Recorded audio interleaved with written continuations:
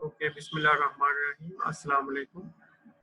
इस सेशन में वेलकम करते हैं। अब आज के दिन में हमारे 2 सेशन होंगे और हमने काफ़ी चीज़ें जो है वो डिस्कस करनी है।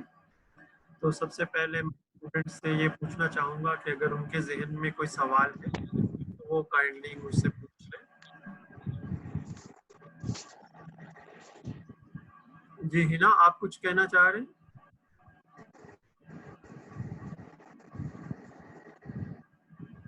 Okay, any question from Faisal? अस्सलाम वालेकुम वालेकुम अस्सलाम। सर। मैंने ना इसमें प्रोजेक्ट के बारे में पूछना था, उसकी थोड़ी कंफ्यूजन हो रही थी, तो आप अगर उसके बारे में बता दें काइंड। जी, फैसल का सवाल प्रोजेक्ट और उसकी रिपोर्ट के हवाले से है। अभी हम इसके बारे में डिस्कस करेंगे इंशाल्लाह। थोड़ी देर में हम इसको डिस्कस करेंगे। सही है, सही है। ओके जी, मदीहा आप कुछ कहना चाह रही हैं अगर आपके ज़हन में कोई सवाल है?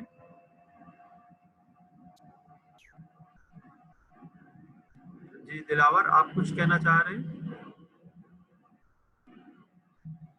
सर ये फैसल ने जो सवाल करा है प्रोजेक्ट के हवाले से, वही पूछना था। प्रोजेक्ट के बारे में बात करते हैं। जी मिस रिफत, आप कुछ बताना चाह रहे हैं या कुछ पूछना चाह रहे हैं?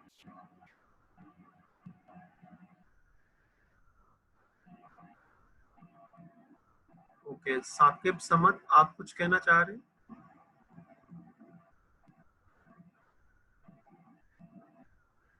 सर रीमिट का पूछना था। दोबारा बताएं। साकिब, आपका रीमिट नहीं होगा। रीमिट जो है वो मैंने तमाम स्टूडेंट्स का जो है वो डेटा देखने के बाद आपका मैसेज भी हमें 20 मिनट के अंदर मिल गया था। अगर हमने रीमिट बना दिया है, अगर आप लोग चाहे तो हम उसको एमएस पे शेयर कर देंगे, लेकिन वो सिर्फ और सिर्फ आपकी लर्निंग के लिए होगा। इसके अलावा मार्किंग में काउंट नहीं होगा। मार्किंग फिर कहाँ से होगी, पुराने वाले में से? जी जी, वो जो आपने किया हुआ काम उसी में से होगा। अभी ठीक है सर। हमने बताना है आपको। पेपर तो हमने चेक कर लिए हैं, अभी उसका रिजल्ट भी हमने आपको बताना है। 1 मिनट जरा होल्ड कीजिएगा, एक फोन आ रहा है, थोड़ा इसको जरा अटेंड कर लूँ मैं।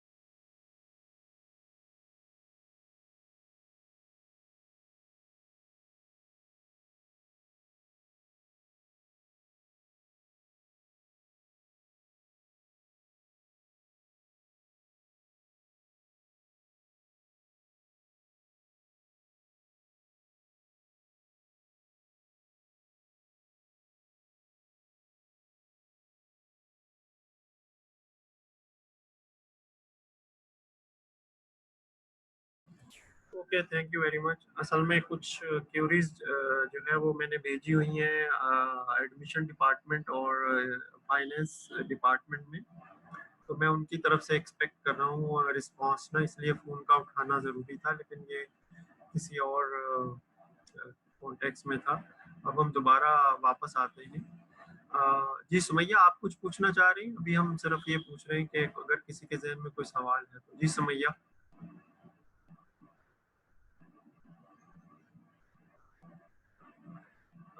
तहरीम से हम पूछना चाह रहे हैं, अगर उनके जहन में कोई सवाल है तो वो पूछ सकते हैं। No sir. Thank you very much. एक चैटिंग पे किसी ने टाइप किया है, Sumaiya Aziz, project related question. Okay, project को भी हम डिस्कस करेंगे उस वक्त, फिर आपके जहन में जो सवाल होंगे आप वो पूछ लीजिएगा। तो चूंकि प्रोजेक्ट के हवाले से ज़्यादा सवालात हैं तो सबसे पहले हम प्रोजेक्ट को डिस्कस कर लेते हैं। देखिए प्रोजेक्ट की जो लिस्ट बनाई गई थी उसमें चलते हैं सबसे पहले।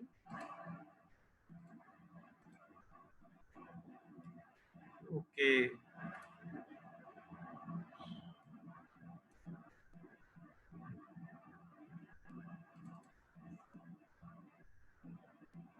स्टूडेंट प्रोजेक्ट्स में आ गए हैं। ओके, इसमें जो है अगर आप देखें तो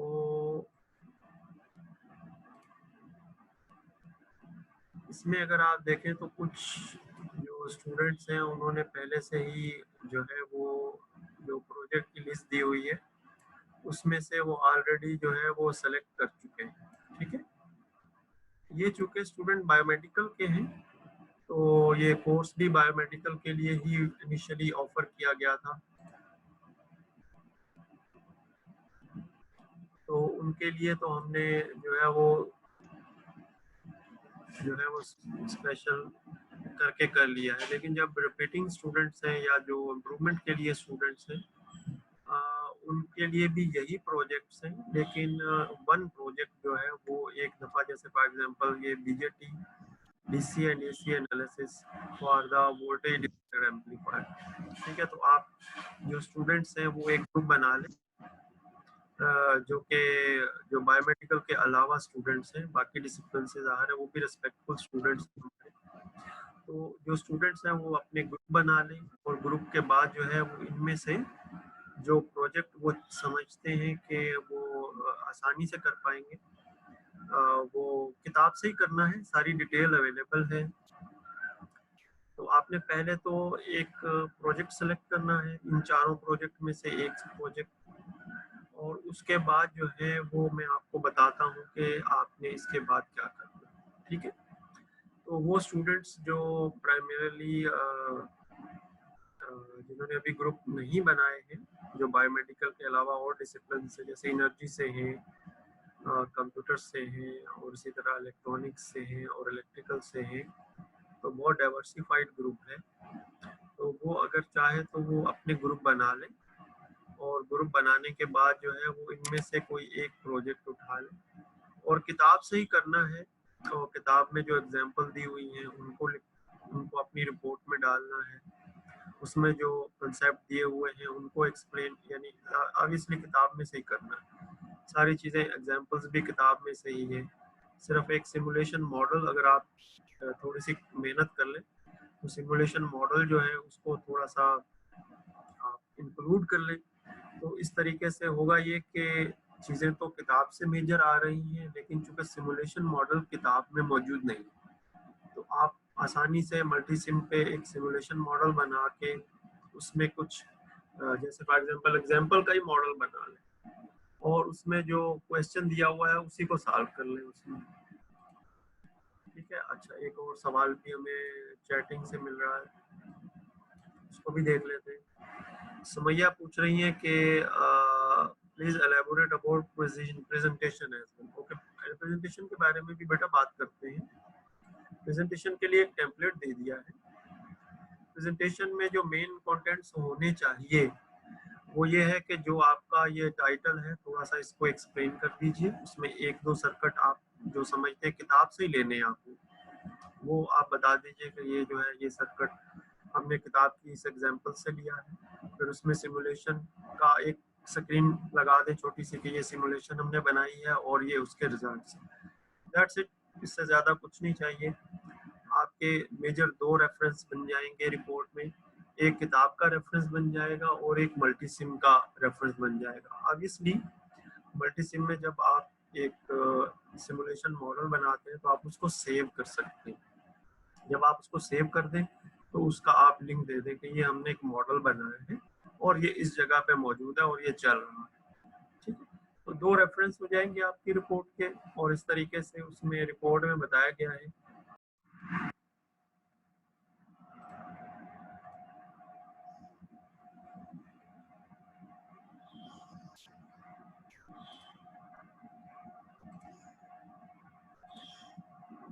ओके, अनफॉर्चुनेटली जो जो जूम है उसकी रिसेप्शन कुछ दिनों से अच्छी नहीं है, तो उम्मीद है कि स्टूडेंट सुन रहे होंगे। दिलावर, आप सुन रहे हैं मेरी बात? Yes sir. जी बेटा, तो काफ़ी चीज़ें हमने अल्हम्दुलिल्लाह डिस्कस कर ली हैं। अब रिपोर्ट और प्रेजेंटेशन के ऊपर चले जाते हैं। टेम्पलेट तो जो हमने हमदर्द यूनिवर्सिटी के एलएमएस की वेबसाइट से भी अवेलेबल है, और अगर आप गूगल क्लासरूम में ड्राइव में चले जाएं, जो गूगल क्लासरूम के साथ जो ड्राइव है, जो उसमें जहाँ हमने चीज़ें कॉपी की हुई हैं, वहाँ पे आपको सारी चीज़ें मिल जाएंगी। तो रिपोर्ट की तरफ पहले चले जाते हैं, या सबसे पहले जो है वो रिपोर्ट की तरफ चले जाते हैं।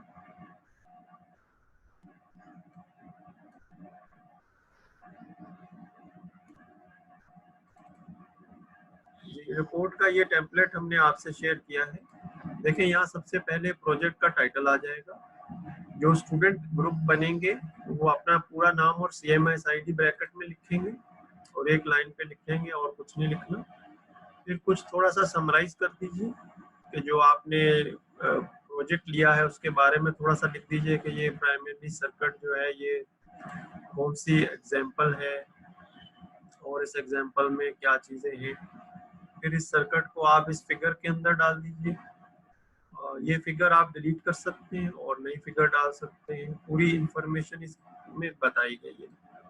थोड़ा सा बैकग्राउंड बता दीजिएगा। फॉर एग्जांपल, अगर आपने चैप्टर 2 से इंफॉर्मेशन ले रहे हैं तो बता दीजिए कि जो है वो यूँ समझे कि यहाँ पे आपने अपने अल्फाज में लिखे तो सबसे बेहतर है, लेकिन किसी वजह से अगर आपके पास टाइम शॉर्टेज है, क्योंकि दिलावर ने अच्छे अंदाज में मुझे बता दिया था कि चूँकि अब आपका सेमेस्टर क्लोज हो रहा है तो बहुत सारी चीज़ें आपको करनी पड़ रही हैं। ठीक है, मदिहा का सवाल हम लेते हैं 1 मिनट के लिए ज़रा। तो आप यहाँ पे जो इंफॉर्मेशन है वो किताब से चूँकि आपने लेनी है, तो वहाँ से आप यहाँ डायरेक्ट लिखते हैं या कॉपी पेस्ट करके थोड़ा सा उसमें अपडेट करते हैं।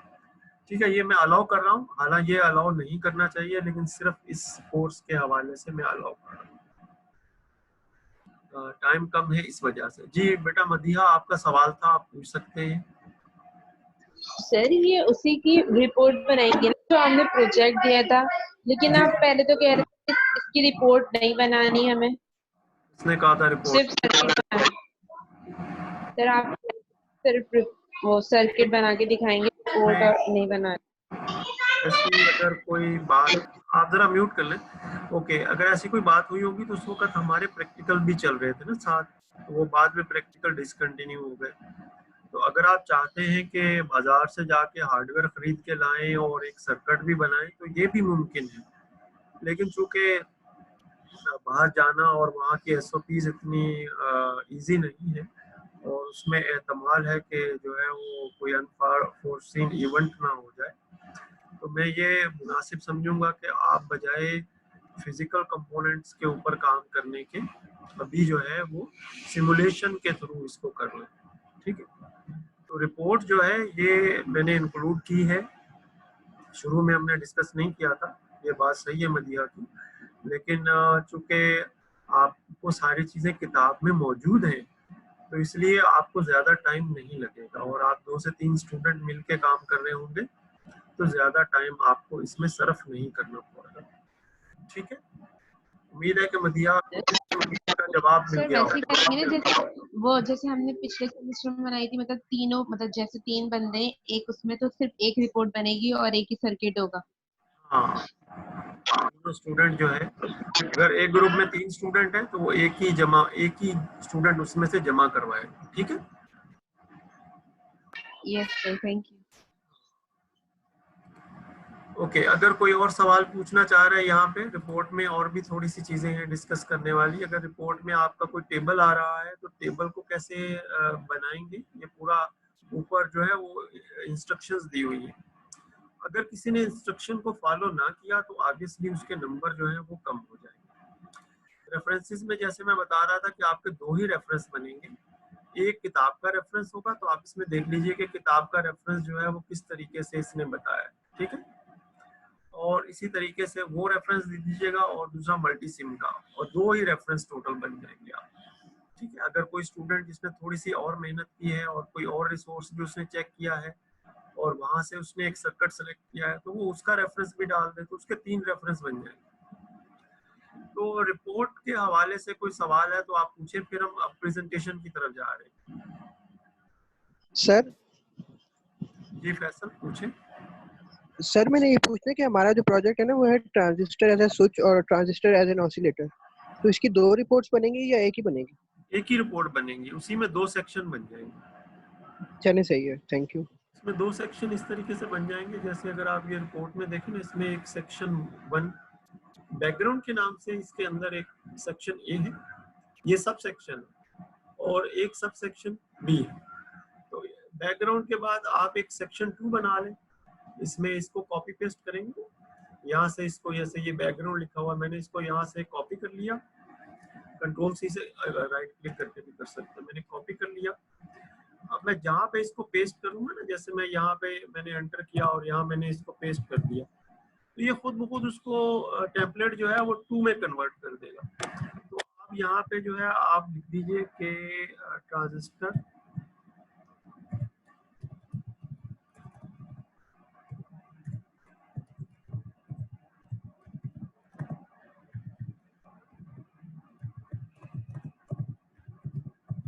ट्रांजिस्टर एज ए स्विच, तो यहाँ पे आपके ट्रांजिस्टर का सेक्शन बन जाएगा। और फिर किसी और जगह पे, जैसे यहाँ पे आप इसको कॉपी करेंगे तो ये आपका तीसरा सेक्शन बन जाएगा। तो आप यहाँ पे लिख देंगे कि ट्रांजिस्टर ऑसिलेटर। इसको बैकग्राउंड को आप हटा दीजिए।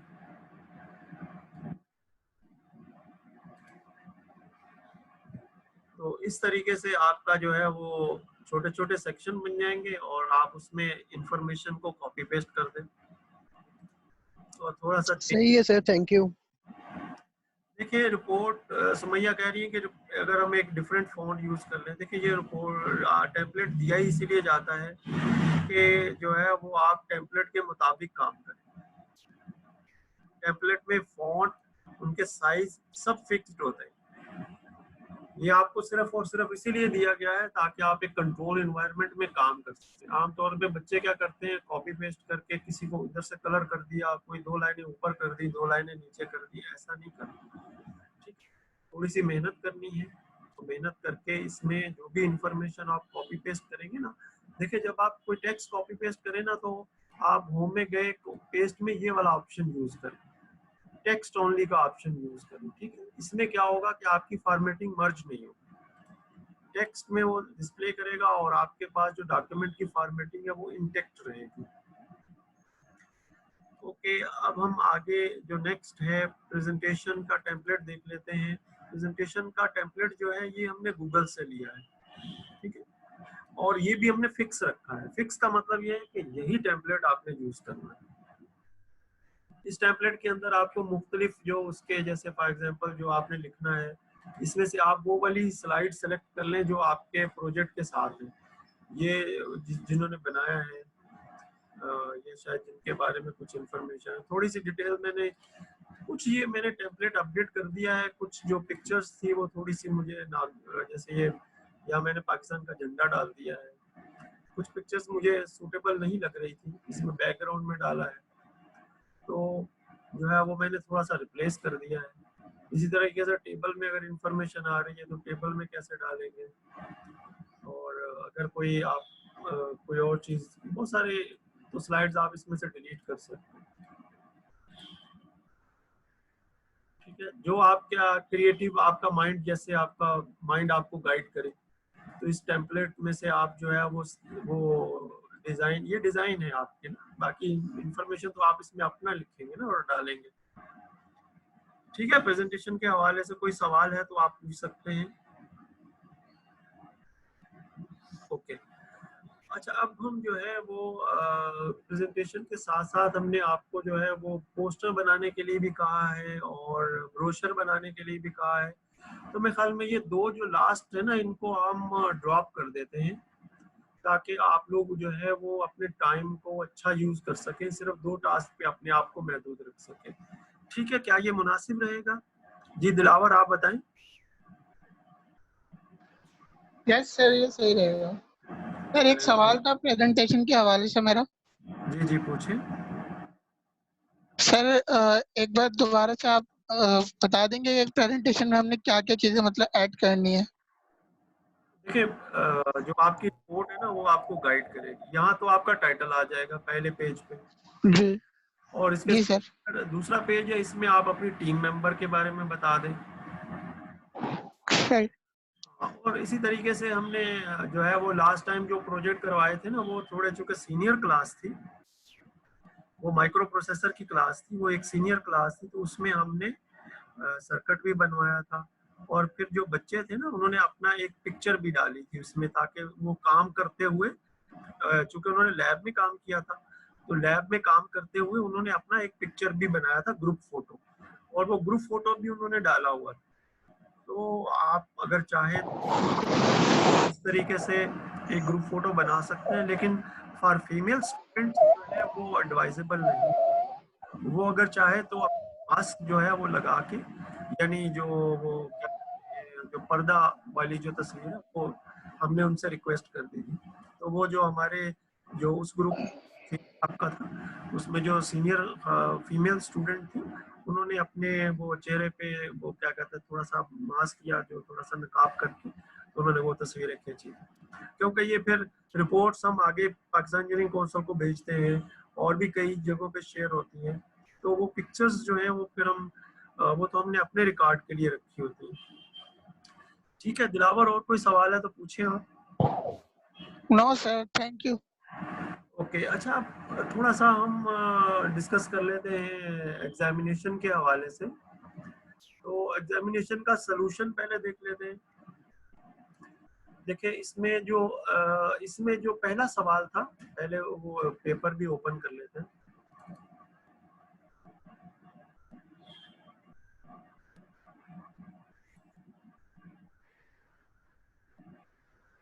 हाँ ये रहा पेपर।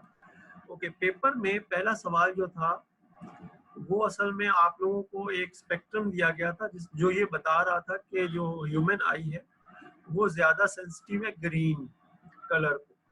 यानी अगर आप जो है वो क्या कहते हैं ग्रीन कलर का टेक्स्ट यूज करें और बैकग्राउंड में ब्लैक हो, तो जो ग्रीन है उसकी जो इफेक्टिवनेस है वो ज़्यादा है। तो ये तकरीबन तमाम स्टूडेंट्स का सही है, और मुझे नहीं लग रहा कि किसी स्टूडेंट ने इसमें कोई मिस्टेक की होगी, उन्होंने सही किया है। अच्छा ये जो है ये क्वेश्चन थोड़ा समझने में स्टूडेंट्स को दुश्वारी हुई है। देखिए जब मटेरियल डेंसिटी की बात करते हैं, मटेरियल डेंसिटी की जब बात करते हैं तो उसमें नंबर ऑफ होल्स और नंबर ऑफ इलेक्ट्रॉन्स की बात कर रहे होते हैं कि पर स्क्वायर पर क्यूबिक सेंटीमीटर डेंसिटी है ना। तो डेंसिटी आप जानते हैं कि इसके यूनिट जो है वो क्या होते हैं। और इसके साथ एक टेबल दिया गया था कि जो जिसमें ये बता रहे थे कि जो जर्मेनियम है इसमें सबसे ज़्यादा इलेक्ट्रॉन होते हैं डेंसिटी के हिसाब से। सिलिकॉन में जो है वो 1.5 है, और इसी तरीके से गैलियम आर्सेनाइड जो है उसमें 1.7 है। लेकिन वो चूंकि 10 की पावर 6 है ना, अगर आप यहाँ पीछे भी देखें ना तो 10 की पावर में आ रहे हैं, 10 की पावर 6 में आ रहे हैं। तो सबसे कम जो है वो इलेक्ट्रॉन्स या होल्स गैलियम आर्सेनाइड में है, उससे दरमियान में सिलिकॉन आता है, और सबसे ज्यादा जो है वो जर्मेनियम में। देखिए 10 की पावर 3 है। तो चूंकि इलेक्ट्रॉन और होल्स की जो तादाद है उसकी वजह से ये जो कर्व है ना ये इसकी 0.3 पे जा रही है, क्योंकि इसमें बहुत ज्यादा इलेक्ट्रॉन्स और होल्स हैं, जबकि यहाँ पे कम है और यहाँ पे उससे भी कम है। और ये जो लेफ्ट साइड में है ये भी इसी वजह से है। ये जो इनके अंदर ये जो क्या कहते हैं ये जो 5 पिको एम्पेयर और 10 पिको एम्पेयर और 1 माइक्रो एम्पेयर, इस पे जो ये लीनियर रिस्पांस बनता है, यानी ऑफ डायोड जो है वो ऑफ स्टेट में चली जाती है, यहाँ ऑन स्टेट में है, यहाँ ऑफ स्टेट में है, और फिर आगे जो है ब्रेक डाउन या जीनर रीजन है, तो या एवलांच ब्रेक डाउन रीजन है। तो इसमें आपने बताना ये था कि नंबर ऑफ इलेक्ट्रॉन्स या होल्स की वजह से ये जो है ये बिहेवियर है सेमीकंडक्टर का। अच्छा, ये बहुत सारे स्टूडेंट्स ने जो है वो अपनी मर्जी और अपने हिसाब से उन्होंने बताया है, और बहुत सारे स्टूडेंट्स ने तो सिर्फ यहाँ से ग्राफ में से देख के लिख दिया कि जर्मेनियम ऑन हो जाएगी 0.3 वोल्ट पे, सिलिकॉन ऑन हो जाएगी 0.7 वोल्ट पे, और गैलियम आर्सेनाइड ऑन हो जाएगी 1.2 वोल्ट पे। ये चूंकि इस सवाल का आंसर नहीं है, तो इसमें बहुत सारे स्टूडेंट्स जो हैं उन्होंने सही रिस्पॉन्स नहीं दिया। आगे चलते हैं। अच्छा, ये क्वेश्चन 3 जो है ये मैं हैरान हूँ कि स्टूडेंट्स जो हैं उन्होंने तकरीबन 50-50 है। स्टूडेंट्स ने करंट तो सही निकाल लिया है, करंट की वैल्यू तो तकरीबन सब स्टूडेंट्स की ठीक है, लेकिन वोल्टेज जो आउटपुट वोल्टेज है वो बिल्कुल ही, इसमें जो हमने गाइडलाइन आपको दी थी वो ये थी कि मल्टी सिम पे चले जाइएगा और मल्टी सिम पे ये सर्किट बना लीजिएगा और सर्किट बना के आप उसको चला के देख लीजिएगा। जब आप उसको चलाएंगे तो आपके पास जो है वो आउटपुट आ जाएगी, और उस आउटपुट को आप जब अपना एनालिटिक वर्क करें तो उस आउटपुट के मुताबिक अपना एनालिटिकल वर्क करें। ये तो ए पार्ट के लिए है। बी पार्ट के लिए जो है वो ये डिफरेंट हो जाएंगे, यानी ये 1.2 के ओम इधर चला जाएगा। अगर ये मैं लिख दूं यहाँ पे,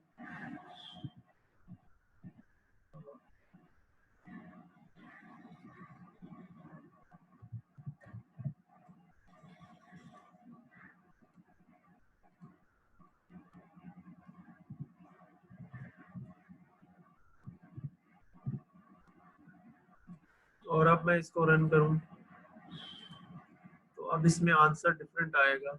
इसमें करंट की वैल्यू तो दोनों सूरतों में सेम ही रहेगी, लेकिन वोल्टेज एक सूरत में माइनस हो जाएगी और एक में 5.2 होगी। तो ये सवाल जो था ये बहुत सारे स्टूडेंट्स ने जो है वो फार्मूलाज के बगैर ही कर दिया है, मतलब उन्होंने फार्मूला भी नहीं लिखा कैसे होगा, और ना उन्होंने लूप की इक्वेशंस लिखी हैं, बस जल्दी से एक किसी तरीके से आंसर के करीब तरीन लेके आ गए हैं। तो कुछ के सवाल आधा सही है, करंट की वैल्यू तकरीबन तमाम स्टूडेंट्स ने सही निकाली है, तो 3 नंबर मिल जाएंगे, क्योंकि ये 10 नंबर का सवाल है तो 5-5 में डिवाइड हुआ है। तो अगर करंट किसी का आंसर सही है तो 3 नंबर मिलेंगे, 3 यहाँ से मिल गए तो 6 हो गए, लेकिन अगर फॉर एग्जांपल सही नहीं है तो आंसर फिर 0 नंबर मिलेगा। लास्ट क्वेश्चन जो कि बहुत ही आसान था, लेकिन मैं हैरान हूँ कि स्टूडेंट्स जो है वो इस पे ज़्यादा अच्छा रिस्पॉन्स क्यों नहीं कर पाए।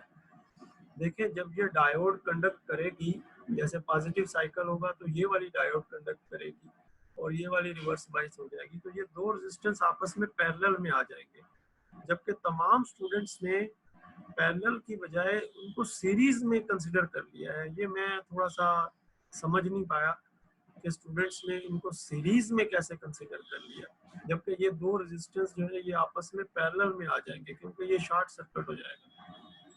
तो जब ये पैरेलल में हो जाएंगे तो इनकी रेजिस्टेंस जो है दोनों इक्वल है, तो आधी हो जाएगी। ये हम बेसिक इलेक्ट्रिकल इंजीनियरिंग में पढ़ के आए हुए हैं। तो 1.1 किलो ओम बन जाएगा इक्विवेलेंट रेजिस्टेंस, और ऊपर 2.2 होगा, तो इसका 1/3 जो है यानी 40 वोल्ट जो है वो यहाँ ड्रॉप हो जाएगा, और हमें 40 वोल्ट इसके अगेंस्ट मिल रहा होगा। मैं हैरान हूँ कि तमाम स्टूडेंट्स ने पता नहीं कौन कौन से फार्मूला लगा के, जो कि रेलिवेंट भी नहीं है, और किसी ने तो डायरेक्ट 120 को डायरेक्ट डीसी में कन्वर्ट कर दिया है, वो 36 से मल्टीप्लाई 0.36 से मल्टीप्लाई करके। तो ये सवाल भी दोबारा देखने वाला है, और ये पैरेलल में है, ये याद रखने की जरूरत है। अब इसका आंसर देख लेते हैं। आंसर के लिए ये चूंकि अब रिकॉर्डिंग में चला जाएगा तो आप देख पाएंगे इसको। ये इसका आंसर है। इसमें सबसे पहले सवाल में तो हमें ये आंसर चाहिए था, कुछ भी लिखे आप, कि जो human eye is more sensitive to green colour, ये आंसर था इसका, और as compare to red and blue. बहुत सारे स्टूडेंट्स ने सही लिखा है। इसके बाद नीचे देखें, नीचे जो है वो क्योंकि मैंने आपको ब्रीफली बता दिया है कि ये नंबर ऑफ इलेक्ट्रॉन, क्योंकि डेंसिटी है ना, डेंसिटी का रिलेशन जो है वो ये शो कर रहा है कि नंबर ऑफ इलेक्ट्रॉन्स किसमें ज़्यादा है, और ज़्यादा होने की वजह से जो है वो उनके जो वोल्टेज हैं वो भी उसके हिसाब से डेवलप हो रहे हैं, नी वोल्टेजेस। क्वेश्चन नंबर 3 मैंने बताया आपको कि सिमुलेशन से आप आसानी से कर सकते थे। क्वेश्चन 4 जो है उसको भी सिमुलेशन से किया जा सकता था, तो उसका आंसर भी यहाँ दे दिया है। ओके, अब हम चलते हैं रिजल्ट के ऊपर। रिजल्ट जो है आप लोगों का इतना बेहतर नहीं है, आप लोगों को थोड़ा सा जो है वो अच्छा नहीं लगेगा रिजल्ट, लेकिन अनफॉर्चुनेटली रिजल्ट है।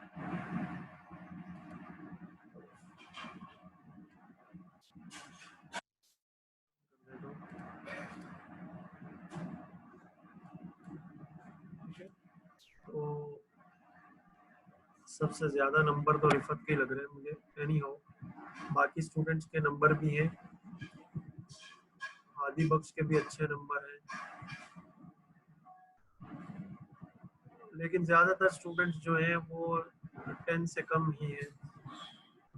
ये थोड़ा सा अलार्मिंग है, इसीलिए मैंने ये सोचा है कि जो है टॉपिक्स जो हैं उनको कंसिडर करेंगे। अच्छा, इंडिविजुअल जो आप देखना चाहें कि आपका जो पेपर है उसको डिस्कस करना चाहें, तो वो मुझसे व्हाट्सएप पे कांटेक्ट कर लें, ताकि हम एक टाइम तय कर लेंगे और उस टाइम में फिर आप लोग जो है वो अपना पेपर जो है वो देख सकेंगे। ठीक है, अभी तो मैंने आप लोगों के रिजल्ट आपसे सिर्फ शेयर किए हैं, क्वेश्चन आंसर की बात की है, और इस तरीके से जो है वो एक सेक्शन जो है ये हमारा काफ़ी हद तक जो है वो कंप्लीट हो गया है। यहाँ मैं थोड़ा देर के लिए पास करना चाहूँगा, अगर आप लोगों का कोई सवाल है तो आप प्लीज़ पूछ लें। इस वक्त रिकॉर्डिंग भी हो रही है और तकरीबन हमारे पास 4 to 5 मिनट्स हैं, फिर हम थोड़े ब्रेक के बाद एक नया सेशन जो है वो शुरू करेंगे। जी बेटा, आप लोगों का कोई सवाल है तो आप पूछे। रजा, आपका क्या सवाल है, पूछे। सर मैं पूछ रहा था कि ये आपने जो प्रोजेक्ट के बारे में आप बता रहे थे, तो प्रोजेक्ट हमें खुद सेलेक्ट करना है या आप देंगे, और कब तक जमा करना है? प्रोजेक्ट हमने दे दिया है, ये आपका LMS की जो वेबसाइट है यानी HULMS, उस पर आपको मिल जाएगा। आप सही है सर। लोग जो है आप लोगों को ग्रुप बनाने पड़ेंगे ना, आप लोग अपने ग्रुप सही है। बायोमेडिकल के तो बन चुके हैं, लेकिन आप लोग जो है सही है सर। वो बायोमेडिकल के अलावा दूसरे डिसिप्लिन से आप लोगों को अपने ग्रुप खुद बनाने पड़ेंगे। आप ग्रुप बना के 2 सही है सर। स्टूडेंट का ग्रुप होगा और आप मुझे बता दीजिएगा। अगर कोई सही। इंडिविजुअल करना चाहे तो इंडिविजुअल भी कर सकता है, लेकिन इन चारों में से टॉपिक लेना पड़ेगा। सही है sir. Thank you very much. अगर कोई और सवाल हो सर मुझसे इंडिविजुअली पूछ लीजिएगा व्हाट्सएप पे। जी बेटा, आप सही है सर। सारे अब सवाल। सर मैंने ये पूछना था कि अगर मतलब किसी के मिड्स में नंबर कम है तो रीमिट दे सकता है कि नहीं? असल में रीमिट सिर्फ वही दे सकते हैं जो कि एलिजिबल हैं, और आप में से तो कोई भी एलिजिबल नहीं है, सब लोगों के मिड टर्म के हिसाब से ही होगा। लेकिन मैं एक चीज़ जो है वो थोड़ी सी अलार्मिंग है, वो ये कि इस सब्जेक्ट में शायद हमने ज़्यादा पढ़ लिया है या इस सब्जेक्ट में थोड़ी डाइवर्सिटी ज़्यादा है, तो सवाल को समझने के लिए जितना टाइम चाहिए शायद उतना टाइम आप लोगों को मिल नहीं पा रहा। तो और दूसरी चीज़ जो मैं अप्रिशिएट करूँगा तमाम स्टूडेंट्स के लिए कि उन्होंने बहुत एफर्ट की है। मैंने पेपर में देखा है, उन्होंने कोशिश ज़रूर की है। ठीक है, नंबर कम आए हैं, मुझे पता है, ज़रूर कोशिश में थोड़ी कमी रह गई होगी, मेहनत की डायरेक्शन जो है वो सही नहीं होगी। लेकिन एक चीज़ की खुशी है कि स्टूडेंट्स ने इंडिविजुअल असेसमेंट के तौर पे करने की कोशिश की है। चीटिंग के ट्रेसेस बहुत कम हैं, तकरीबन ना होने के बराबर है, जबकि कुछ सब्जेक्ट्स में तो हमें मालूम हुआ कि स्टूडेंट्स ने जो है वो काफ़ी फ़ायदा उठाने की कोशिश किया। लेकिन अनफॉर्चुनेट है, इंडिविजुअल असेसमेंट को अगर ग्रुप के सूरत में करेंगे ना तो वो फिर फ्यूचर में कभी ना कभी बाइट ज़रूर करेगा। तो आप लोगों ने इंडिविजुअल असेसमेंट को फोकस किया है, उसके लिए मैं अप्रिशिएट करूँगा। कुछ स्टूडेंट्स ने बहुत अच्छा किया है, उनको भी उसका क्रेडिट मिलना चाहिए। उन्होंने अच्छा परफॉर्म किया है, उनके क्वेश्चन भी बहुत अच्छे हैं, आंसर बहुत अच्छे माशाल्लाह उन्होंने लिखे हैं। तो बाकियों को भी मैं इनकरेज करूँगा कि बेटा थोड़ा सा टाइम लगाएं, कोई भी चीज़ जो है वो नामुमकिन नहीं है, और एग्जाम्पल्स जो है वो गाइड कर, थोड़ा सा क्वेश्चन को समझ लें, समझ में आ जाएगा तो आगे बढ़ जाएंगे। एग्जाम्पल को पहले चेक कर लें कि वो अप्लाई हो भी रही है या नहीं। ऐसा ना हो कि वो एग्जाम्पल जो है उसमें थोड़ी सी ऐसी चेंज हो जो आपने इग्नोर कर दी। तो अभी ये हमारा सेशन जो है ये एंड हो जाएगा, क्योंकि उसकी रिकॉर्डिंग जो है कंपाइल होने में 5 मिनट लगेंगे। तो तकरीबन 10 मिनट के बाद हम दोबारा से जो है वो इस सेशन में ज्वाइन करेंगे, ताकि आज का जो एक छोटा सा जो टॉपिक्स हैं उनको सेलेक्ट करना है हमने कि कौन कौन से टॉपिक अब हमने पढ़ने हैं इस वीक में और नेक्स्ट वीक में, और इसके साथ साथ ताकि हम कंबाइन कर लें। हमारे तकरीबन 5 सवालों का जो फाइनल होगा, मैं ये टेंटेटिवली कह रहा हूँ, 5 सवालों का जो फाइनल होगा उसमें 2 सवाल जो है वो हमारे इस सेक्शन से है जिसको हमने डिसाइड करना है टॉपिक्स को। तो अभी थोड़ी देर तकरीबन 10 मिनट के बाद सब लोग दोबारा ज्वाइन कर लें, ठीक है।